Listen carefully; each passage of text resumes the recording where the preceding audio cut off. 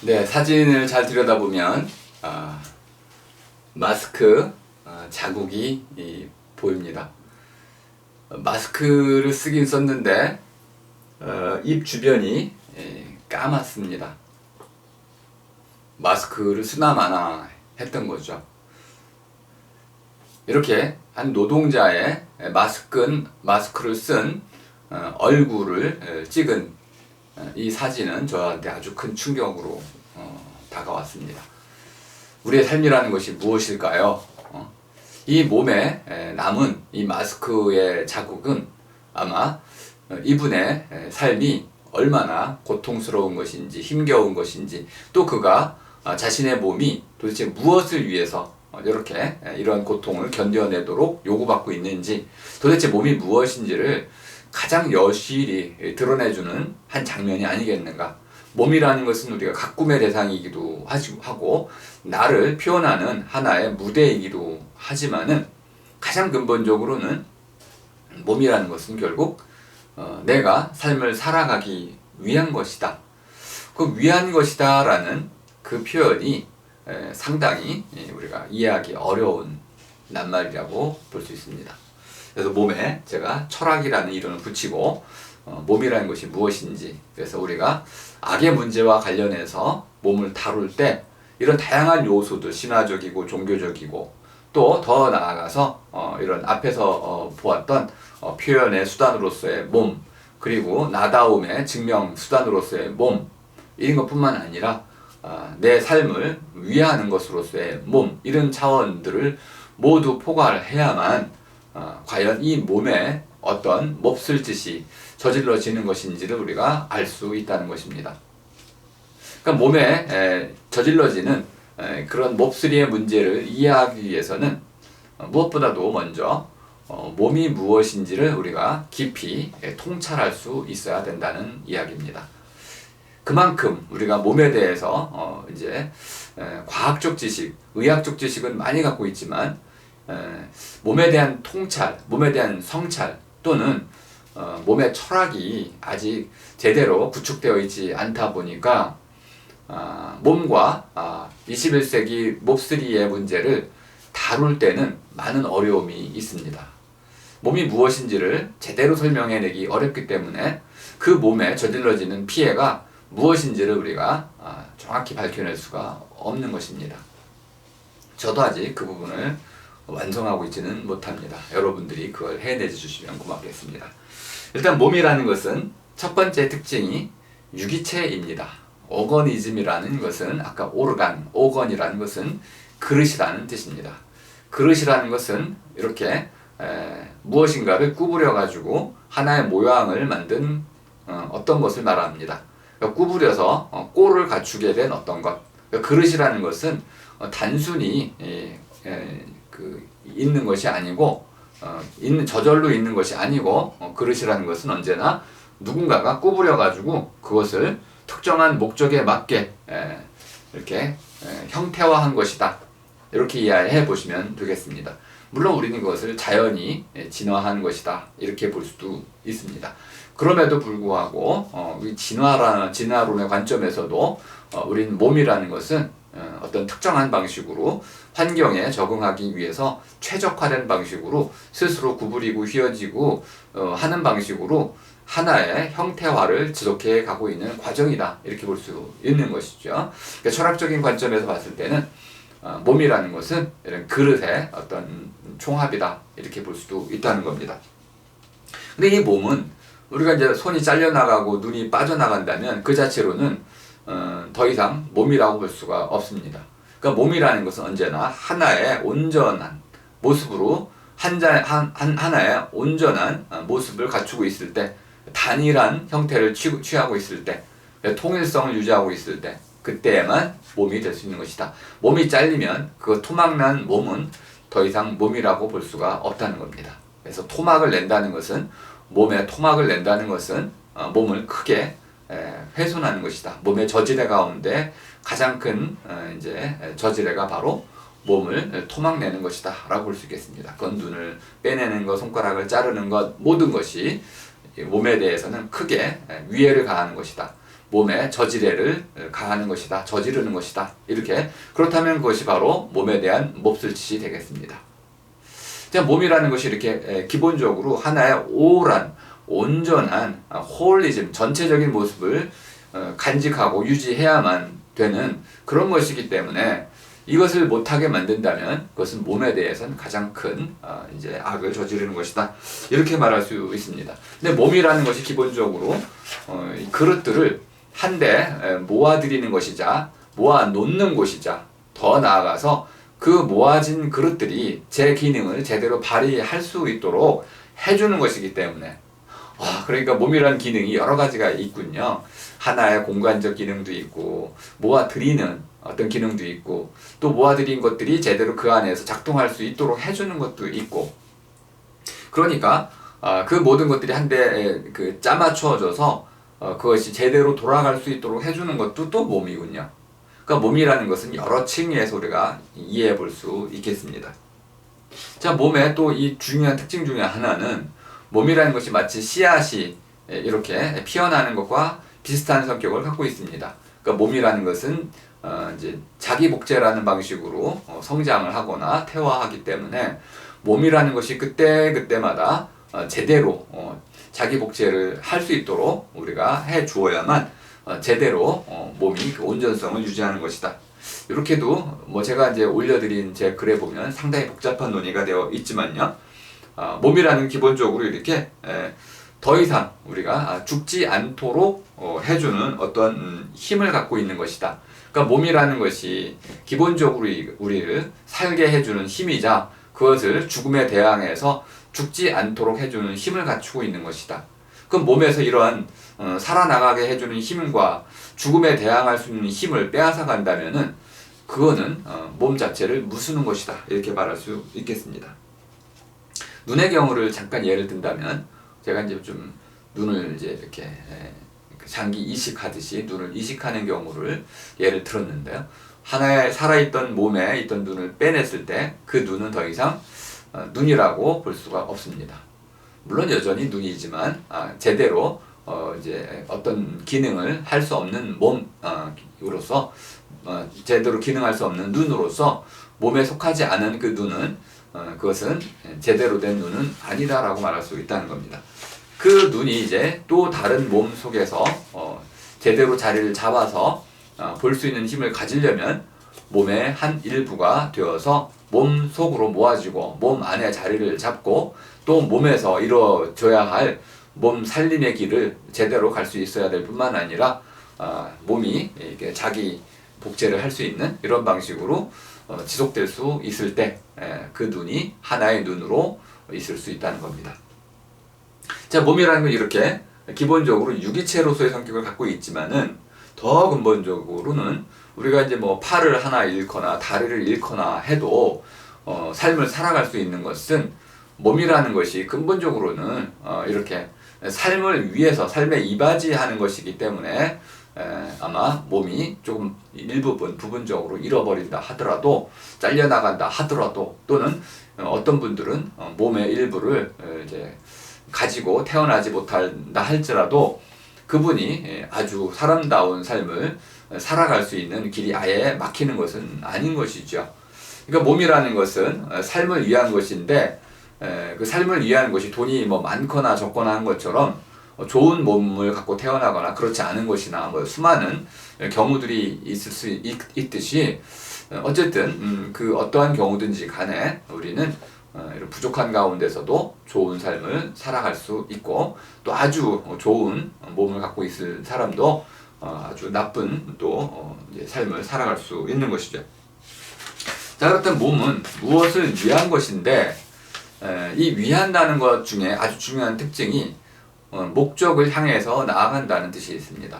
그러니까 몸이라는 것은 삶이라는 보다 나은 삶이라고 하는 하나의 목적을 향해서 우리가 나아가도록 설계되어 있는 것이다. 그럼 몸이라는 것이 삶에 이바지하는 동안은 제대로 몸이 있는 것이지만은 삶에 거꾸로 그것을 이바지하지 못하거나 삶을 훼손하거나 해치는 방식으로 있다면 그것은 몸이 잘못 있는 것이다. 또는 스스로 자기의 삶을 해치는 것이다. 이렇게 볼 수 있습니다. 그러니까 몸이라는 것은 그 자체로 가치가 있다라기보다는 그 몸을 통해서 우리가 이루어내고자 하는 그 삶으로부터 그 삶과 연결되는 그런 한에서만 가치가 있는 것이다. 그 삶을 살아나가기 위해서는 우리가 반드시 몸과 마음이 한데 이렇게 다물려 있어야 할 뿐만 아니라 보다 중요하게는 그 마음이 이끄는 대로 몸이 나아갈 수 있어야 된다. 몸과 마음이 협력을 하되 그 마음이 이끄는 대로 또 마음이 보다 나은 삶이라고 하는 것을 깨닫고 그런 꿈을 갖고 그런 꿈 바라기를 이루기 위해서 자기 몸을 그쪽으로 도구로서 쓸 때 우리는 몸도 올바르게 있는 것이다. 이렇게 말할 수 있겠습니다. 이걸 좀 달리 얘기하면 몸에는 일종의 사용설명서가 붙어 있다. 이렇게도 말할 수 있겠습니다. 다만 이 사용설명서는 스스로 쓰는 것입니다. 예를 들어서 이 몸에는 뭐 누가 창조자가 있다고 칩시다. 부모님이라고 할 수도 있는데 그 부모님이나 창조자가 너 몸을 이렇게 써라라고 사용설명서를 나한테 줬을 수가 있어요. 그런데요, 우리 몸은 결국은 나의 것이니까 내 몸은 나의 것이기 때문에 그 몸의 임자인 나, 또 그 몸을 쓰고 있는 이 내 마음이 스스로 나는 내 몸을 이렇게 쓸 거야 라고 사용설명서를 스스로 쓸 수도 있습니다. 그래서 나는 얼굴을 내가 원하는 쪽으로 성형할 거야. 이것도 가능한 겁니다. 내 몸은 오직 나만의 것이기 때문에 이 내 몸을 어떤 삶을 위해서 쓸 것인지는 내가 스스로 결정할 수가 있습니다. 이것이 이제 오늘날, 오람이죠. 오늘날 우리가 갖게 된 하나의 행복이자 권리라고 볼 수 있겠습니다. 자, 우리의 눈이나 몸이라는 것은 기본적으로 본디 어떤 것을 보거나 삶을 위한 것이란 특징이 갖고 있지만 그 눈도 내가 단순히 보기 위해서만 쓰는 게 아니고 아름다움을 위해서도 쓸 수가 있는 것입니다. 내 몸도 마찬가지인 것이죠. 아름다움을 표현하기 위한 하나의 수단으로 바꿔갈 수도 있습니다. 아름다운 몸, 그것도 역시 우리에게는 하나의 좋은 삶을, 보다 나은 삶을 살기 위한 하나의 방법이겠죠. 그러니까 이제 아름답고 보다 나은 삶이라는 것을 우리가 어떻게 갖느냐에 따라서 몸에 대한 이해도 크게 달라질 수밖에 없다는 것입니다.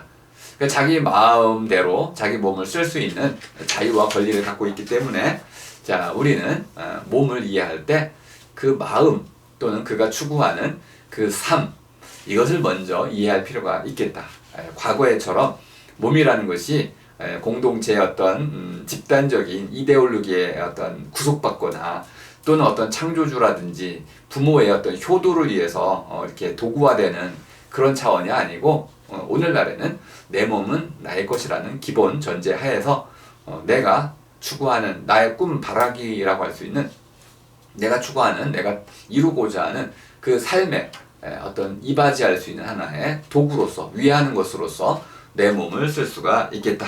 이렇게 이해해 보시면 몸에 대한 이해는 좀 더 쉬워진다고 볼 수 있겠습니다.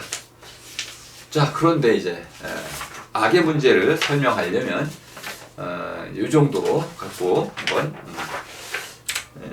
이제 전제를 깔고 한번 악의 문제를 설명해 보도록 하겠습니다.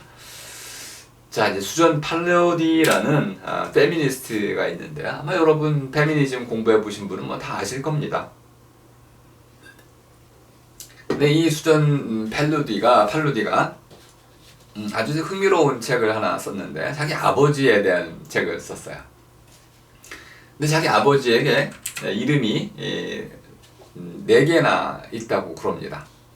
첫 번째 이름은 이스트반 프리드만, 처음 태어날 때 아마 유대인 이름으로 가졌던 것이고요. 그 다음에 이제 그 나치 때문에 헝가리 사람으로서 귀화를 하게 되면서 유대 이름을 버리고 이슈트반 팔루디라는 이름으로 바꿔서 뭐 이렇게 유대인 좀 색출하는 작업을 하고 뭐 그랬다고 그럽니다. 그리고 이제 이런 이제 좀 뭔가 나치 협력 때문에 이제 미국으로 망명을 해가지고 거기서 아마 그 사진 작가인가 해가지고 이제 삶을 살면서 그때는 스티븐 팔루디라는 이름으로 바꿔서 또 이렇게 살았다고 그럽니다. 그러다가 6살에 76살에 태국으로 가가지고 자기 아버지가 그 성전환 수술을 해가지고 여성의 몸을 갖게 됐다고 그럽니다. 그때 이제 그 이름이 스테파니 팔루디라는 이름을 갖게 됐는데 평생 연락이 없던 아버지가 이제 수전 팔루디에게 전화를 해가지고 나를 좀 보러 와라 해서 갔더니 남자 아버지가 아니고 여자 아버지가 나타난 거예요. 깜짝 놀란 거죠. 근데 제가 이걸 소개해드리는 이유는 우리 몸이라는 것이 이렇게 극단적으로 내가 원하는 가치관, 세계관, 또 내 마음 이런 것에 따라 가지고 바꿀 수도 있다. 달라지는 정도가 아니고 이제는 바꿀 수 있는 정도까지 되지 않았는가 이렇게 본다고 한다면은 앞으로 우리가 몸에 대한 이해는 아마 상당히 더 깊어지고 다채로워지고 더 넓게 숙고를 해야 될 것이라고 봅니다. 근데 이게 수전 팔로디가 아주 재미난 질문을 하나 했습니다. 자기는 내가 누구인가라는 이 물음을 받았을 때 항상 나는 저널리스트다, 나는 기자다, 이런 식으로 자기 직업을 가지고 난 유대인이다 이런 식으로 대답을 해왔는데 자기 아버지를 만나서는 그 대답이 와장창 무너졌다고 그럽니다. 왜 그러냐면 자기 아버지는 자기가 여성의 몸이 된 것을 자기의 정체성의 핵심으로 보았기 때문입니다. 그러면서 수전 팔로디가 이렇게 고백을 합니다. 페미니즘이 옳았다. 가장 사적인 것이 가장 정치적인 것이다. 라는 그 깨달음을 비로소 받아들였다라고 합니다. 이 말을 여러분이 이해하기는 쉽지 않으실 거라고 봅니다. 여성이라는 몸으로 태어났다. 남성의 몸으로 태어났다. 이건 내가 선택하는 것은 아니지만 그렇게 태어나는 순간 우리는 정치 영역 속에 강제로 편입된다는 것입니다. 여자는 이렇게 살아야 되고 남자는 이렇게 살아야 되고 등등 가정은 이렇게 꾸려져야 되는 것이며 등등 우리가 어떻게 살아가야 하는지 모든 삶의 가장 밑바탕에는 이렇게 가장 사적인 것 누구도 건드릴 수 없는 그 몸이라고 할 수 있는 가장 사적인 것이 모든 정치적인 것의 원천이 되고 있다라고 보고 있는 것이죠.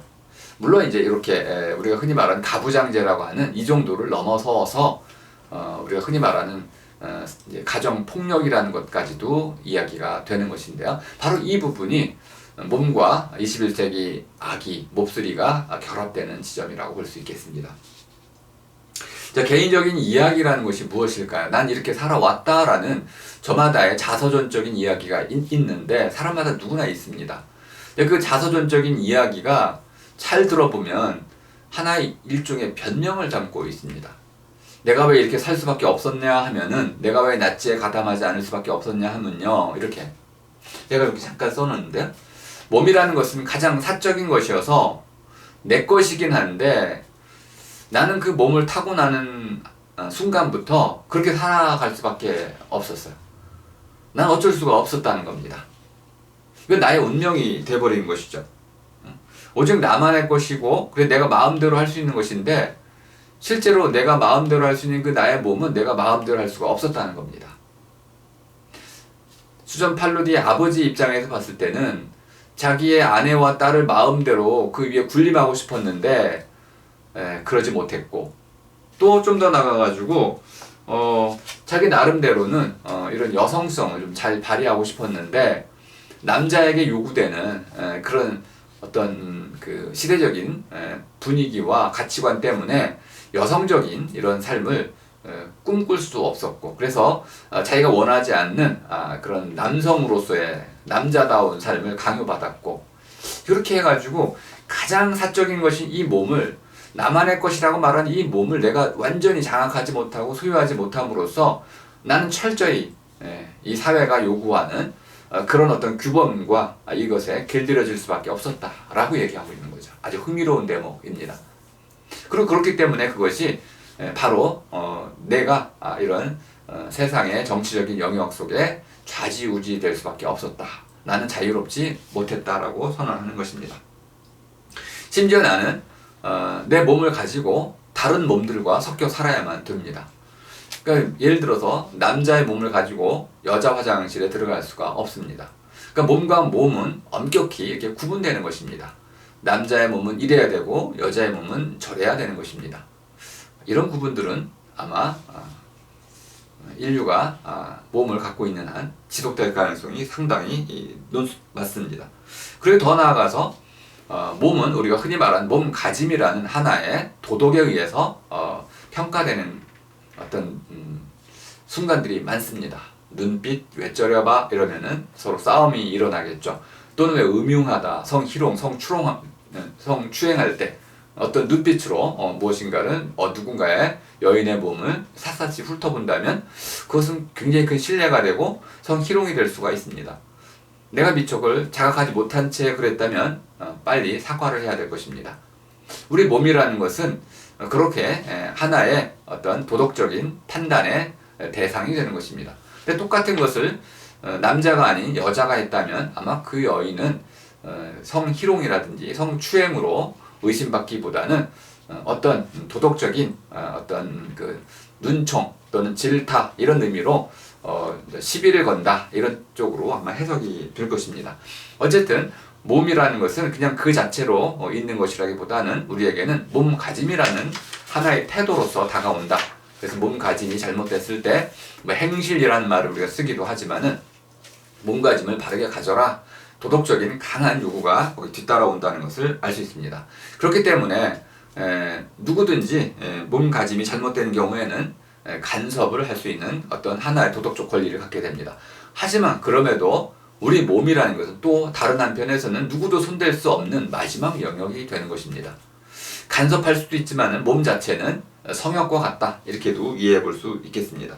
자, 그렇다면은 우리의 몸 이것은 나의 나다움의 가장 기초에 놓인 밑바닥일 뿐만 아니라 거기서부터 내가 쌓아 올라가는 나의 나다움이 이루어지는 곳이지만은 나의 어떤 그 권리의 주체이기도 하지만은 바로 그렇기 때문에 그 밑바탕에 있는 몸이 가장 정치적인 탄압의 수단이 된다는 것입니다. 나는 거기서 벗어날 수가 없었다는 것입니다.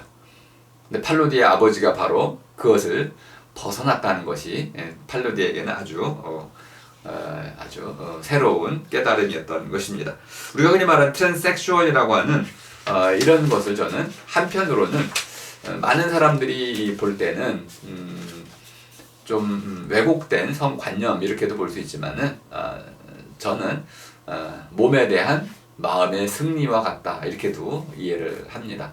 우리 마음은 놀랍게도 가끔은 남자가 여성이 돼보고 싶어하는 이런 꿈도 갖게 됩니다. 그런 걸 이뤄내기는 대단히 어렵습니다. 그리고 몸을 한번 바꾸면 되돌아오기도 어렵습니다. 하지만 그것이 기본적으로 아주 강렬하다면은 우리는 그것을 스스로 한번 구현해 볼 수도 있을 것입니다. 자기 삶을 송두리째 바꿔내는 그런 어떤 도전이라고도 볼 수 있겠습니다. 그런 의미에서 그것을 승리란 이름으로 불러도 적절하지 않을까 이런 생각도 좀 갖고 있습니다.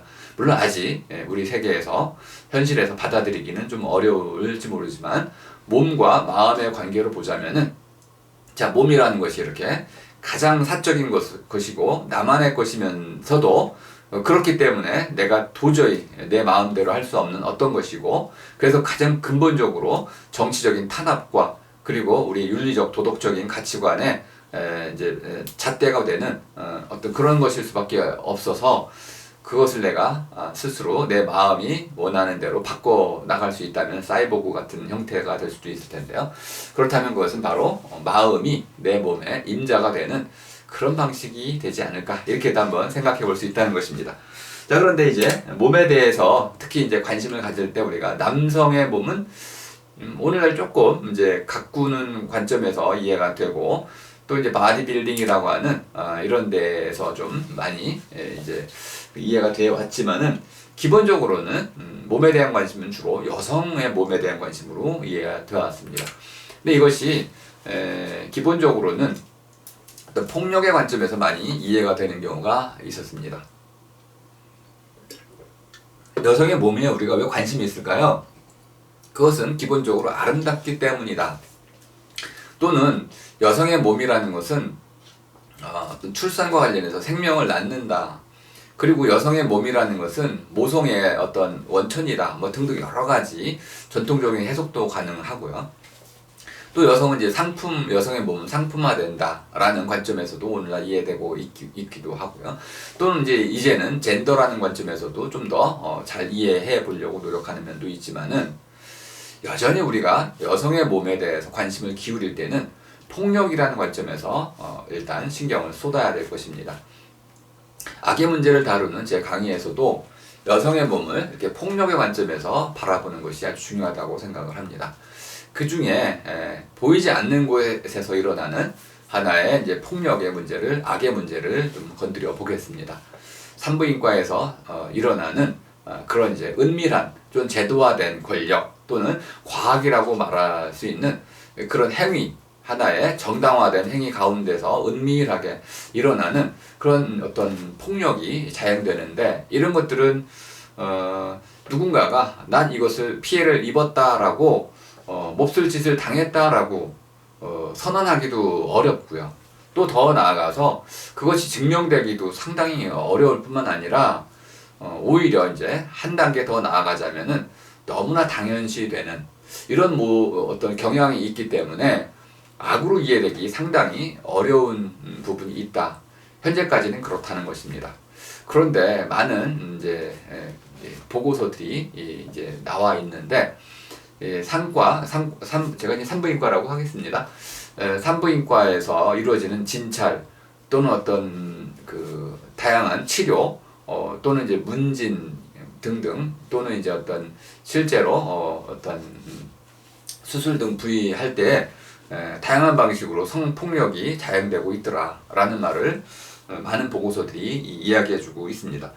성추행을 하는 것은 기본이고요. 또 불필요하게 가슴을 만진다든지, 또 문진을 하면서 갑자기 예고 없이 손을 이제 집어넣는다든지, 또는 어떤 그 기구들을 이제 삽입을 할 때 이제 함부로 고통을 유발하는 방식으로 삽입을 한다든지, 또는 어떤 성적 불쾌감을 유발하는 이런 어떤 그 기구들을 또는 행동들을 한다든지, 이런 방식으로 해가지고 여성에 대한 여성성에 대한 이런 폭력을 저지르게 되는데, 이것들이 어떤 의사와 어떤 환자라는 비대칭적인 권력관계 하에서 이루어지기 때문에 그걸 당하는 이러한 여성들은 그것이 감내해야 하는, 또는 뭐 당연히 일어날 수밖에 없는 그런 행위로 이해가 되어 오곤 했다는 겁니다.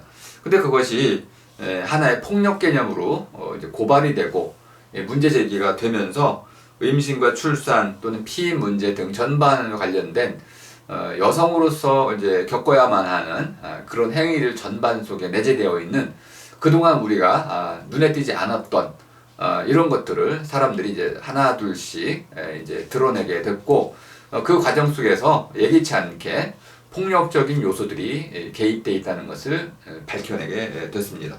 특히 이것은 위계적 관계라는 특정한 어떤 시스템 안에서 벌어지는 그런 시스템 폭력과도 연결이 된다고 볼 수 있겠습니다. 그리고 조금 더 나아간다면은 이런 것들은 체계화된 어떤 또 최첨단적으로 정비가 된 그런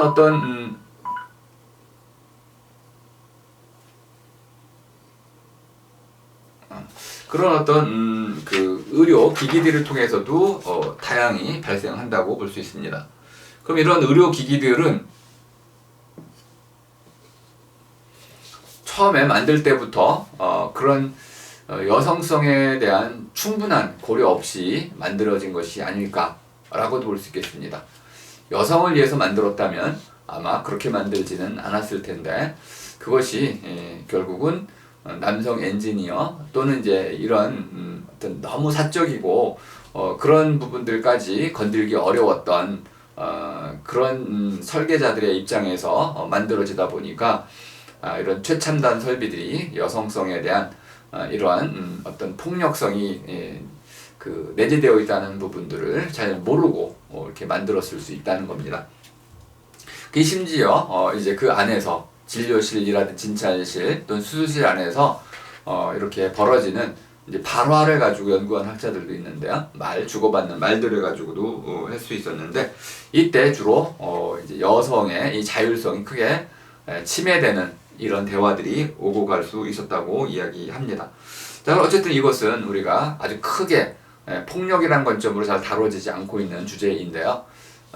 저 같은 경우는 이제 우리 집사람이 이제 출산을 할 때 같이 이제 분만실에 들어가서 뭐 대추를 가르고 하는 이제 뭐 조력자는 아니죠. 사실은 그냥 가이즈를 한번 하는 것인데, 그걸 하면서 여성의 고통에 대해서 크게 공감을 이제 뭐 해왔는데요.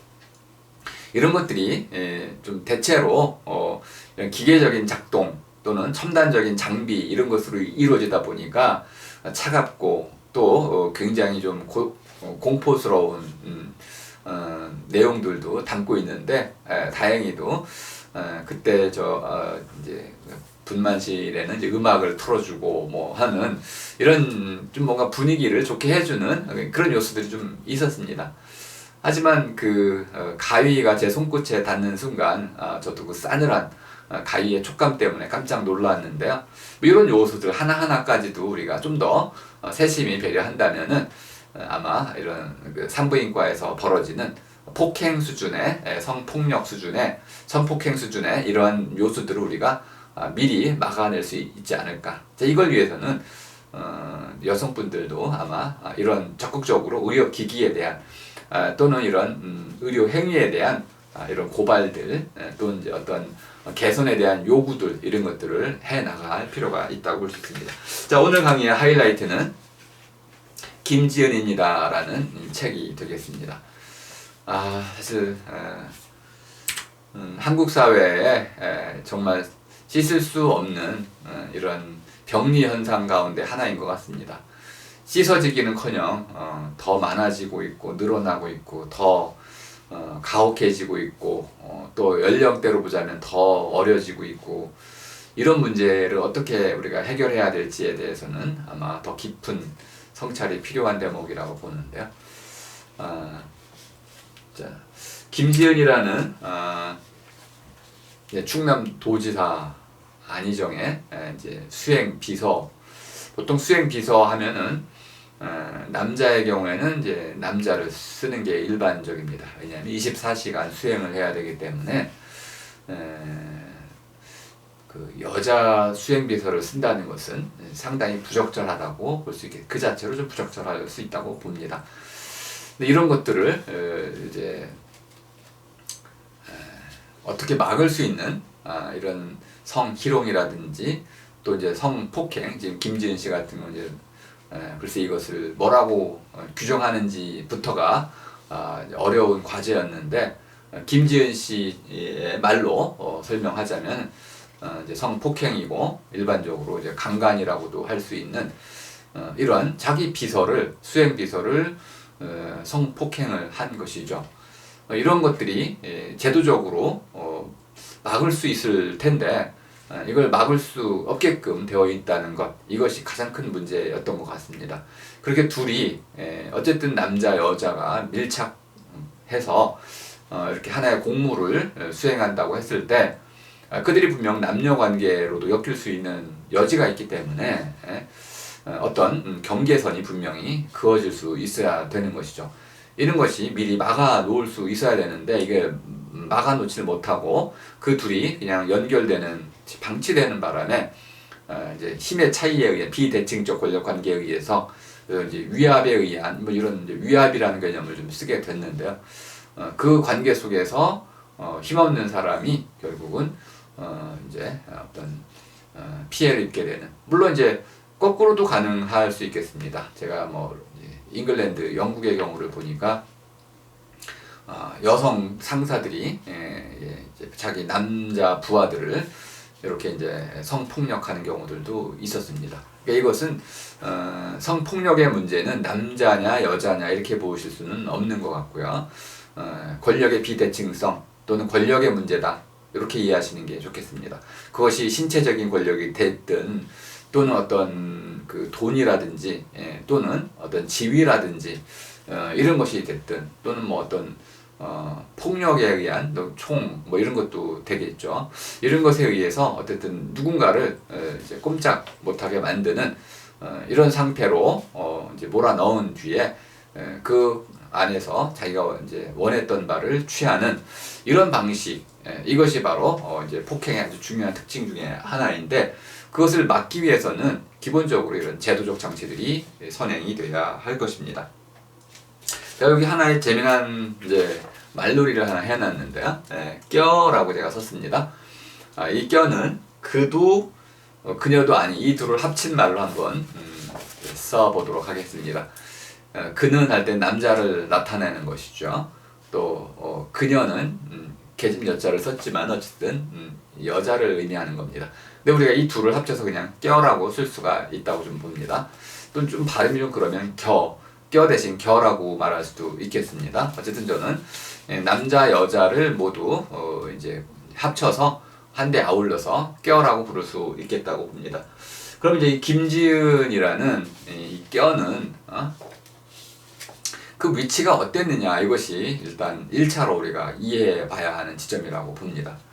김지은의 이 위치는 일단 비정규직이었다가 몸부림치면서 정규직으로 올라가려고 애를 쓰면서 그리고 이제 여기저기 옮겨 다니면서 퇴사도 하고 그리고 이제 그 공무원으로 되었다가 이제 비서로까지 이제 발탁이 돼서 수행비서로 이제 근무를 하면서 또 빚이 좀 있었고 그 빚을 갚기 위해서 일자리가 꼭 필요했고 또 집안에 돌봐야 할 뭐 어떤 환자도 있고 어쩌고, 그래서 개인적인 사정으로 보자면은 아주 평범한 그러한 사람이었다는 것을 알 수 있습니다.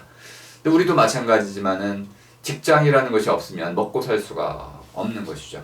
그러니까 직장 구하는 것이 어렵고 또 좋은 직장을 구한다는 것은 누구나 바라는 것입니다.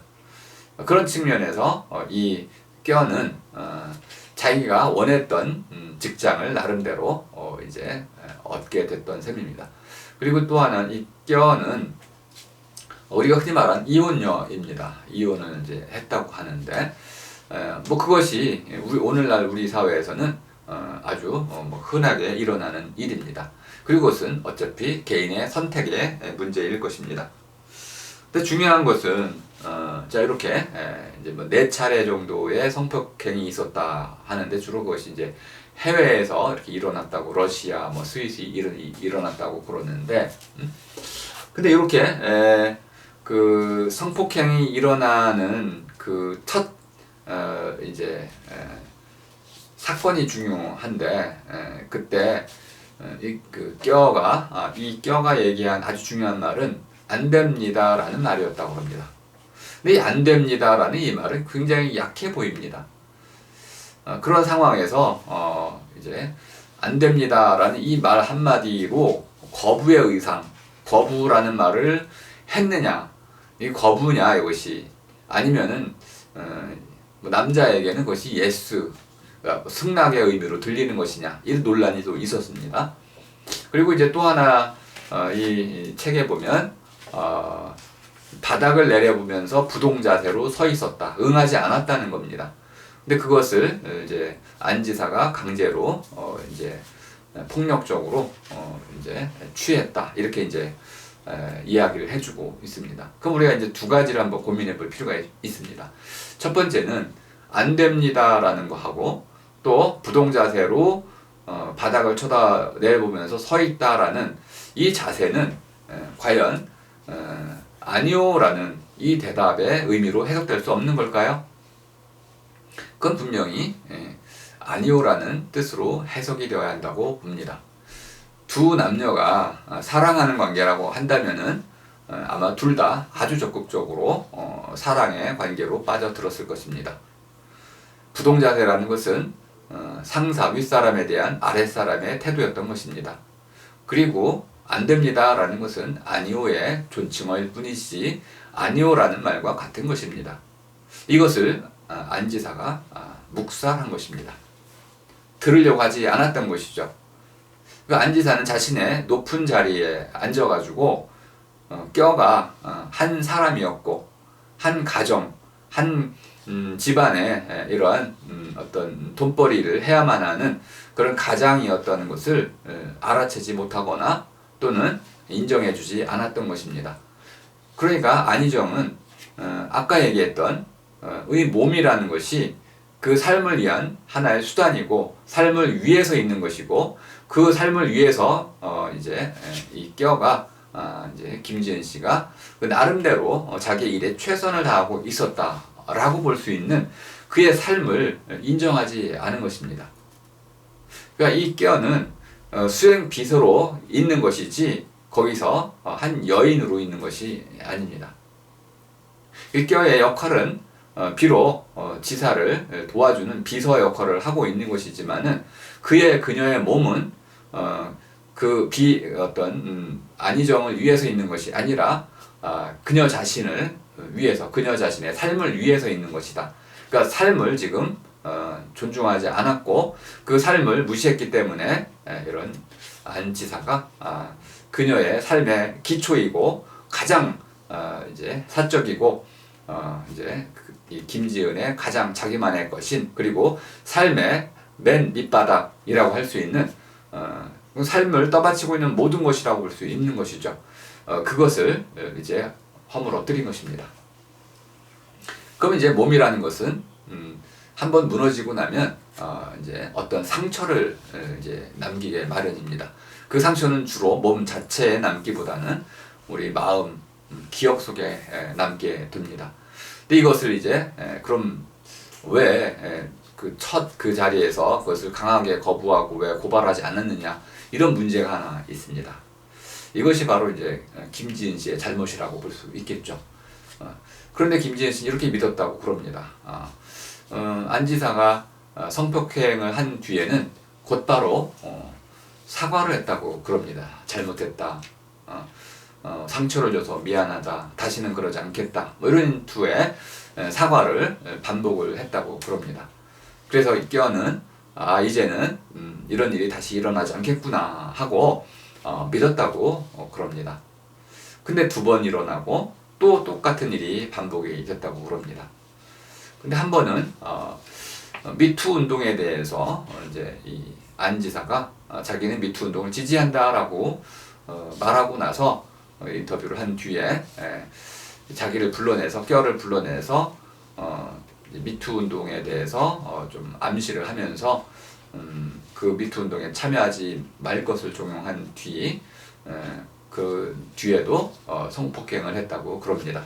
그러면서 이 껴는 다시는 이제 그 사과라는 안지사의 그 사과가 사실은 또 다른 성범죄를 저지르기 위한 하나의 입막음 또는 수단에 불과하구나 라는 것을 비로소 깨달았고 그때부터 어떻게 내가 이러한 어떤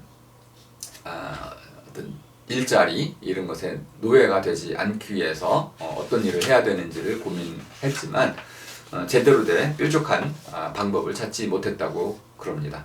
그러면서도 그 일자리 자체는 너무나 소중했기 때문에 자기 일에 최선을 다할 수밖에 없었고 또 주변 사람들에게도 그것을 알리기가 어려웠다고 그럽니다. 그 이유 중에 하나는 평소에 이제 안지사를 이제 밀착 수행하는 가운데서 안지사가 어떠한 일들을 처리하는 일들이 얼마나 안지사 뜻대로 이루어지는지를 잘 보았기 때문에 이걸 고발할 수도 없는 것이고 고발한다고 하더라도 그것이 곧바로 안지사의 귀에 들어갈 테고 등등 이러한 다양한 이제 두려움이 일었고 그래서 JTBC에 이제 폭로하는 이런 이제 과정을 밟기로 했다 이렇게 이야기를 해주고 있습니다. 자 그런데 제가 여기 이제 소개해 놓은 것이 바로 우리 사회가 제가 이제 사회를 모여 사는 동아리라고 모아리라고 하잖아요. 우리의 모아리 속에서 이루어지는 많은 인식이 여기 담겨 있습니다. 이 안지사의 변호사의 말 속에 담겨 있습니다. 이것이 법정에서 실제로 이제 진술된 내용과 같은 것인데요.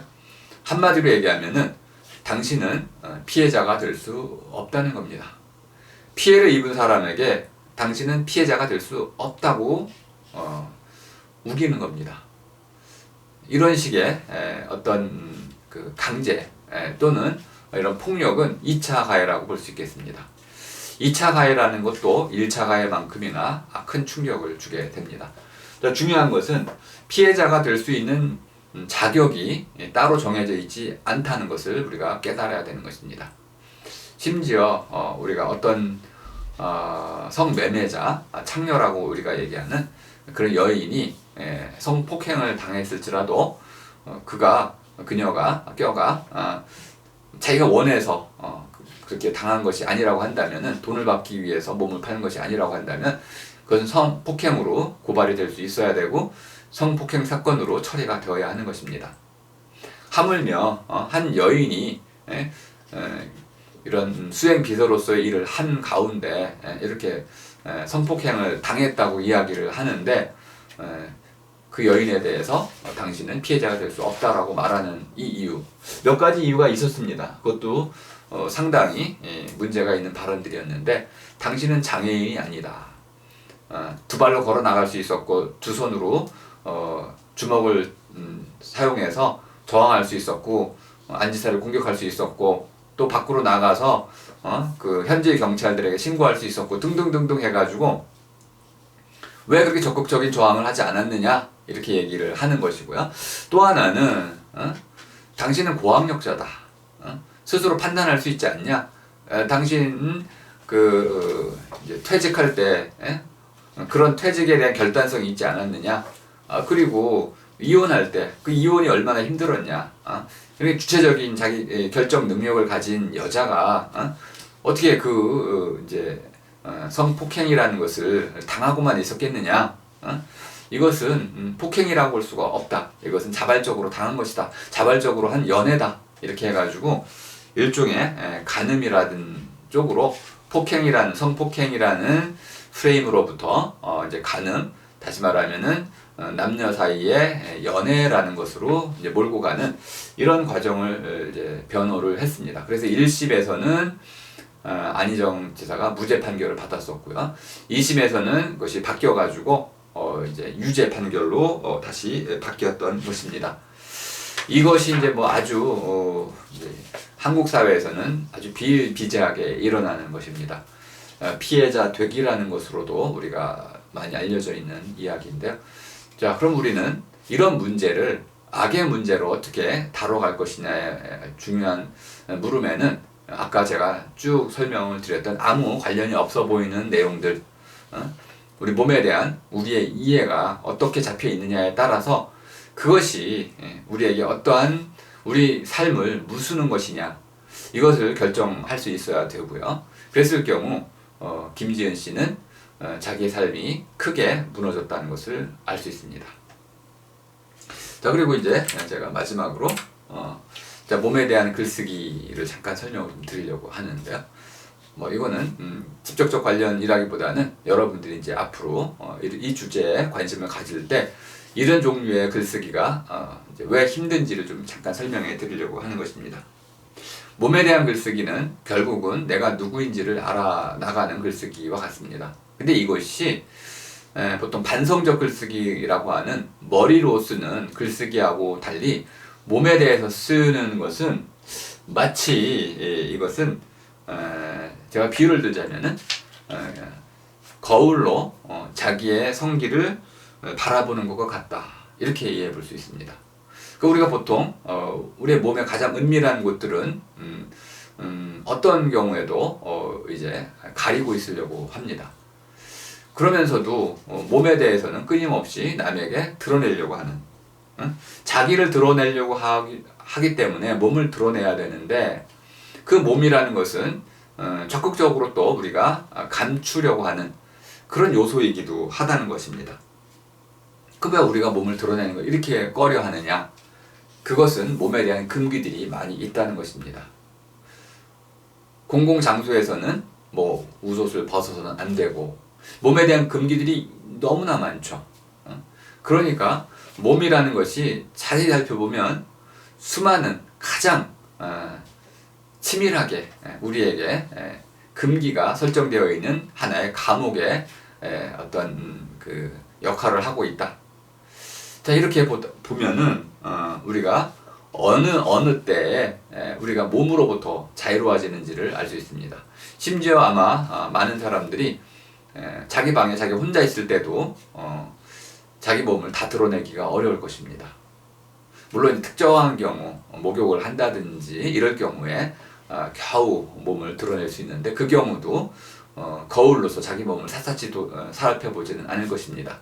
그러니까 마치 몸에 대한 글쓰기를 하는 것은 얼굴을 들여다보는 것하고 전혀 달리 얼굴은 들여다보는 것을 미덕으로 하지만 자신의 성기를 들여다보는 것은 금기시되는 것처럼 마치 몸에 대한 글쓰기는 내가 나를 금기시하는 것을 깨고 그것을 넘어서 그 금기를 깨고 나아가야 하는 아주 어려운 과정인데 이 금기 자체를 내가 설정한 것이고 내가 동의한 것이기 때문에 이 금기를 깨는 것 자체가 사실은 굉장히 어렵다. 이렇게 이해를 해보시면 몸에 대한 글쓰기가 몸에 대해서 우리가 생각을 하기가 또 몸에 일어나는 다양한 악의 문제를 다룰 때 왜 어려움이 일어나는지를 조금 짐작해 볼 수 있습니다. 몸에 대한 우리의 생각은 아주 닫혀있고 갇혀있고 그것을 깨쳐나가기가 아주 어렵다. 그것은 스스로가 이미 몸에 이런 감옥 속에 들어와 있기 때문에 그렇다는 것입니다. 그런데 우리가 몸에 대해서 해방을 느끼는 때가 있습니다. 아마 사랑하는 사람을 만났을 때가 아닌가 싶습니다. 사랑하는 사람을 만났을 때 사랑을 하는 그 순간에는 다른 모든 것이 거추장스럽습니다. 그 필요가 없게 되는 것이죠. 자, 사랑하는 사람 앞에서 나는 마음대로 있는 그대로 내 몸을 드러낼 수가 있습니다. 왜냐? 그 사람은 나를 사랑해주는 그 사람은 내 몸에 대한 어떠한 편견도 갖고 있지 않기 때문에 그렇습니다. 있는 그대로 내 몸을 그대로 받아들여 줄 수 있는 사람, 그 사람 앞에서 나는 얼마든지 내 몸을 다 드러낼 수가 있는 것입니다. 그러니까 사랑의 울타리가 쳐진 곳, 그곳에서는 누구나 자기 몸을 마음대로 드러낼 수가 있습니다. 그런데 이런 사랑의 울타리는 실제로 아주 제한된 공간에서만 펼쳐지는 것 같습니다. 그러다 보니까 우리가 조그마한 이제 몸에 이제 이런 노출이라든지 이런 것이 생겨나면은 다양한 방식으로 이제 공격의 화살이 쏘아지게 됩니다. 자, 그렇다면 이제 우리 몸에 대해서 우리가 어떤 이제 관점에서 악의 문제를 다뤄야 할지도 좀 더 숙고를 해봐야 되겠습니다. 오늘 제 강의가 21세기와 이제 몸의 문제를 다루면서 그 안에서 이제 그 우리가 몸의 문제를 좀 더 깊이 있게 성찰하는 뭐 이런 시간으로 좀 설계를 좀 했습니다. 악의 문제와 관련해서는 여러분의 좀 지혜로운 답을 좀 구해보고요. 제 강의는 오늘 이것으로 마치겠습니다. 네, 고맙습니다.